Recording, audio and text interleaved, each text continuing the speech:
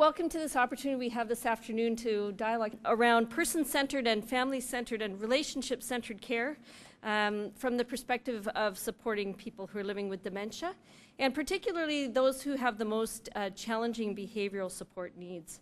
There's a great discussion on what would we call the people that we look after. Would we call them clients? Would we call them patients? Would we call them... And in the end, it was fairly unanimous that they're people. So we just talked about the people who we're looking after. They have dementia, and often people seem to think that's the end of the story. Where, in actual fact, a skilled team that's working together and communicating well together can do an awful lot. We try to tour primary support people through Parkview beforehand and have conversations about what the families or the caregiver goals are and what the person who we're going to be caring for is like. We also investigate the person's clinical history through documentation to identify safety priority issues. And really what it comes down to is meeting the person who walks through the doors rather than the complex behavior that have led them to our doors. We want to get a sense of that person beyond the diagnosis and the medical conditions that they have, and also beyond the behaviors that we are seeing. We also want to find any clues that we can get which will help us successfully provide care for the person as personalized as possible. The real task of care is trust. So how do I get them to trust me? By listening, by using verbal and nonverbal forms of communication, by making them feel safe. We are in this moment together. The power of our relationship allows me to gain permission to enter their personal space, focusing on the individual needs and comforts rather than task completion.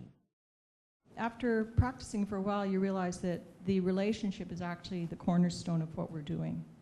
When you come to understand that, it really means that it's the relationship with the person you're caring for, with the family, and also with your team members. Coming up with perhaps the right diagnosis and the right treatment, if the relationship isn't there, it can be really quite ineffective. Over time, we've built up trust amongst each other to allow space for people to try out different ways of doing things. And even though it may get away from us sometimes, we're all very much supported in the idea that the goal of our care is not the task, but to the comfort and well-being of the people that we're looking after, how to make things as painless for them as possible. Overall, what I've learned at Parkview is that even if we had fewer staff, by working together as a cohesive team and helping each other wherever possible, and with flexibility being completely encouraged, we're able to prevent many behavior challenges from arising. Care is an adventure in flexibility. It's a learning process where we have to be aware of how to give the people their sense of control.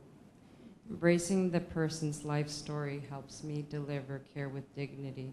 This allows me to focus on what the person can do rather than the abilities they lost.